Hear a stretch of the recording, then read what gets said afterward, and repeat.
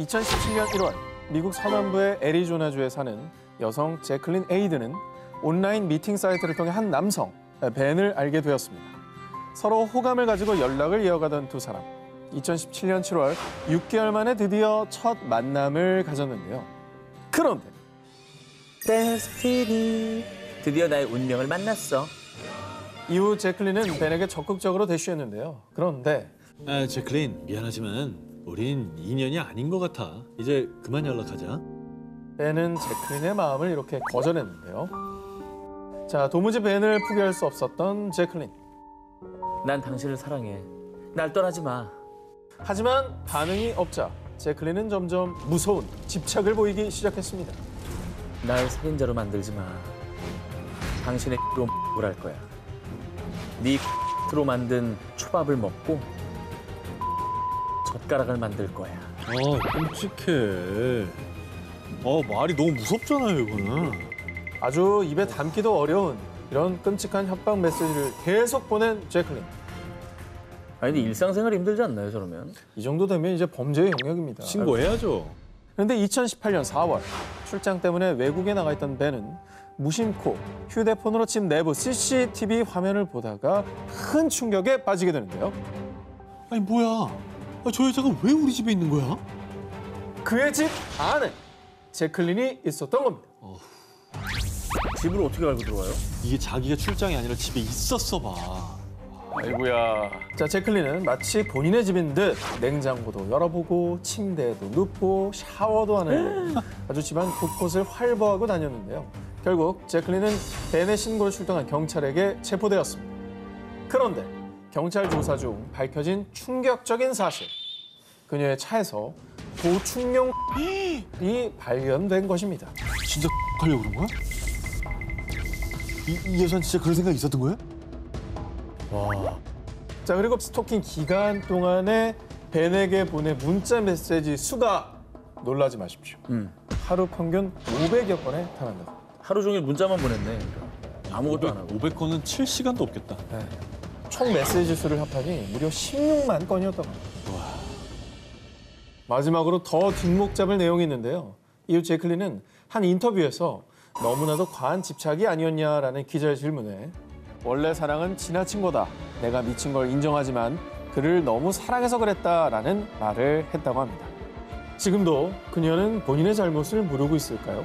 만약 이런 일을 똑같이 겪게 된다면 그래도 그걸 사랑이라 여길 수 있을까요? 누군가 어둠 속에서 당신을 본다면 19, 4위를 공개합니다.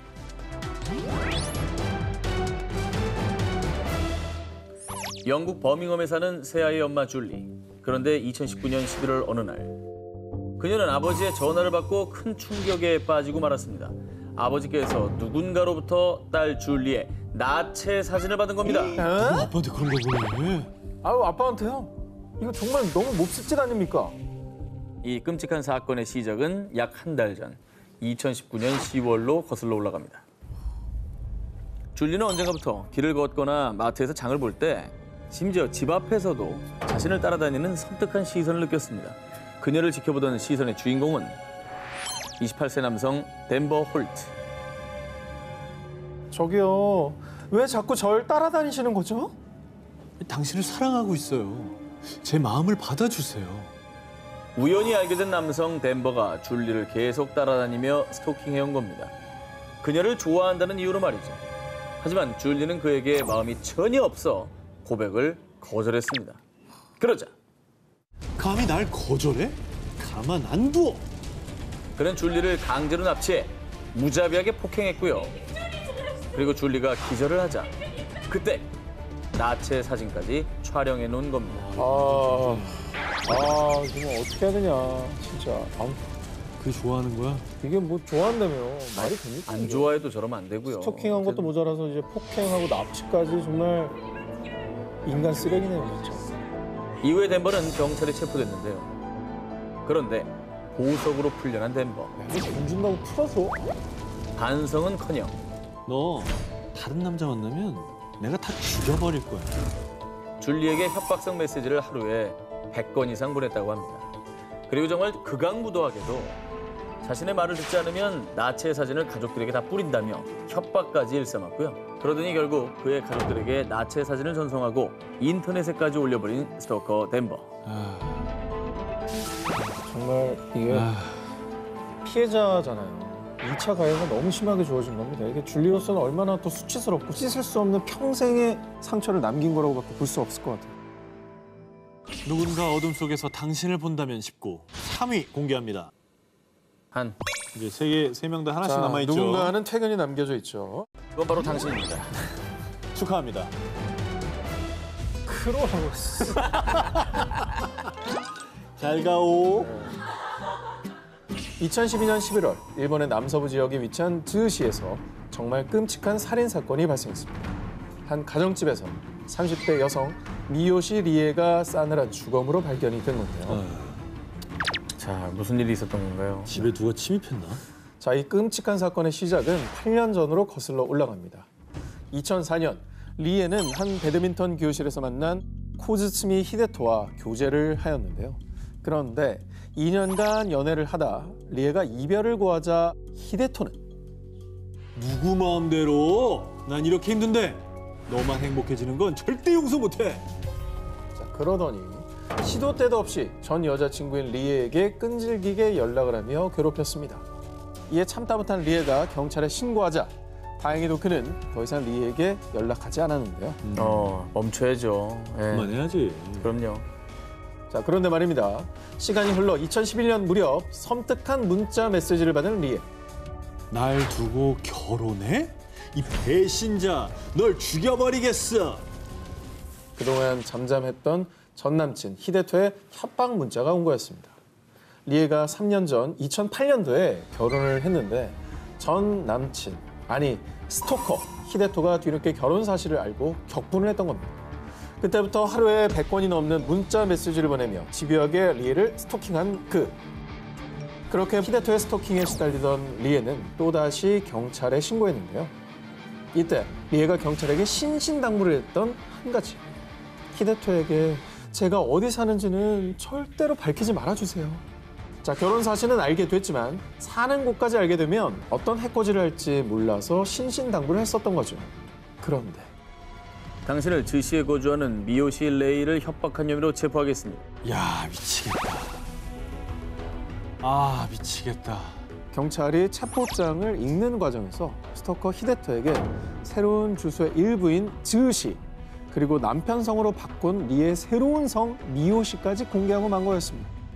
결국 경찰의 이 어이없고도 치명적인 실수는 히데토의 스토킹에 불을 붙여버리고 말았는데요. 그는 인터넷을 통해 수소문했고요. 그것도 모자라 사립 탐정에게 의뢰해 결국 리의 집 주소를 알아내고 말았습니다. 경찰 맞아요? 진짜 짜증난다. 결국 리의 집 주소를 알아내고 찾아간 스토커 히데토. 와, 그 문을 딱 열었을 때 얼마나 놀랐을까? 그럼. 스토커 히데토는 그녀를 만나자마자 광기가 폭발, 그리고 리에를 흉기로 수차례 찔러 살해했고요. 그 역시 리에의 집에서 스스로 극단적인 선택을 했다고 합니다. 모두를 파국으로 몰아넣은 광기 어린 집착. 이 끔찍한 비극이 또다시 일어나선 절대로 안 될 겁니다. 누군가 어둠 속에서 당신을 본다면 19. 이제 1위 후보 헤드라인부터 보죠.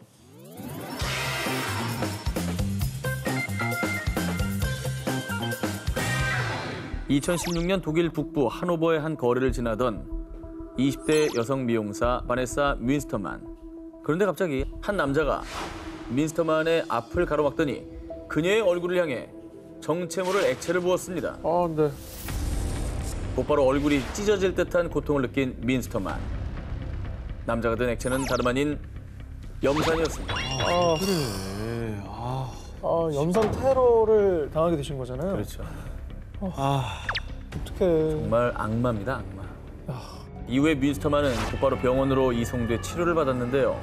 불행 중 다행으로 목숨은 건질 수 있었지만 약 2년간의 오랜 치료에도 불구하고 이미 녹아내린 얼굴 절반의 흉터는 쉽게 아물지 않았습니다. 정말 미치겠네. 한쪽 시력과 한쪽 청력까지 잃어 더 이상 미용사로 일할 수도, 아니 예전처럼 정상적인 생활을 이어갈 수도 없었습니다. 너무 끔찍하고 가슴 아파요. 진짜로. 너무 가슴이 아픕니다. 하루아침에 너무 그 하루아침에 그녀의 인생을 송두리째 뒤바꿔버린 염산 테러 사건. 한 사람의 인생을 진짜 나락으로 떨어뜨리려고 한 거잖아요. 아예 망가뜨린 거죠. 도대체 누가 왜 이런 짓을 하는 거예요? 미스터만에게 이 끔찍한 염산 테러 만행을 저지른 범인은 누구였느냐. 정말 충격적이게도 그녀의 전 남자친구 다니엘이었습니다. 아휴. 당시 이미 이별한 후였던 미스터만과 다니엘. 그러나 이별 후에도 다니엘은요. 우리 함께였을 때 좋았잖아. 오늘 만난 그 남자 누구야? 당장 말해. 미스터만에게 끊임없이 연락하고 집착하는 등 그녀를 스토킹해왔는데요. 그리고 이후 2018년에 열린 재판에서 염산 테러를 저지른 다니엘은요. 그녀를 못생기게 만들어 굴욕감을 주고 싶었다고요. 이런 끔찍한 발언을 하며 사람들에게 더욱 충격을 안겨줬습니다. 아, 저 방송이라 못하겠네요, 말을. 진짜 평생 저 흉터를 안고 살아가는 그 마음이 너무나 가슴 아프게 다가오고요. 2015년 4월 호주. 에런은요, 결혼을 앞둔 여자친구 스테파니가 갑자기 연락이 되지 않고 집에도 들어오지 않자 경찰서에 실종 신고를 했는데요. 그런데 5일 뒤 믿을 수 없게도 스테파니는 처참한 시신으로 발견되고 말았습니다.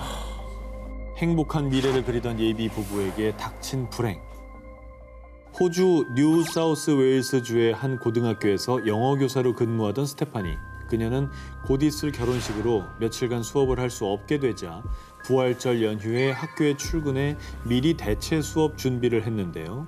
그런데 갑자기 불쑥 스테파니 앞에 나타난 한 남자. 그는 학교 청소부 빈센트였습니다. 빈센트, 휴일에도 고생이 많으시네요. 행복한 부활절 보내세요. 결혼한다더니 그렇게 좋습니까? 그리고 그의 표정이 급격히 일그러지기 시작했는데요. 안 돼. 미치겠다. 사실 빈센트는 스테파니를 짝사랑해 몰래 그녀를 훔쳐보던 스토커였는데요. 그런데 결혼을 앞두고 행복해하는 스테파니의 모습을 보자 순간 화가 치밀어 올랐고요. 그 길로 스테파니를 창고로 끌고 가 의식을 잃을 때까지 구타. 미쳤나 봐. 그리고 그녀를 성폭행하기까지. 그리고 깨어난 스테파니가 저항하자 분노에 차오른 빈센트는 그만 날카로운 흉기로 잔인하게 그녀를 살해하고 말았습니다. 그 뒤에는 스테파니의 시신을 차에 싣고 인적 없는 공원으로 가 불에 태우는 정말 악마 같은 짓을 저질렀는데요. 악마 같은 게 아니라 악마예요, 그냥. 저건 뭐 인간이라면 볼 수가 없는데. 악마가 자기는 이렇게까지 못하겠다고 할 판인데요. 하지만 이렇게 끔찍한 악마 같은 짓을 저지르고도 스테파니는 죽어 마땅했어요. 내가 가질 수 없다면 그 누구도 스테파니를 가질 수 없다고요. 진짜 이게 말이 됩니까 이게? 이게 사실 말이 좀 안 나오네요. 아니 뭐 기가 막히니까 뭐 이해가는 부분도 전혀 없고 지금이 딱 욕도 아깝고 그냥. 한편 스테파니와의 행복한 결혼식을 꿈꾸던 남자친구 에런 그리고 가족들은 결혼식이 예정돼 있던 날 장례식을 치르는 비극을 맞았다고 합니다. 남은 분들은 얼마나 황망하고 그 부활절에 나가지 말았으면 어땠을까라는 생각뿐이겠어요. 계속 그날이 계속 되뇌어질 것 같아요.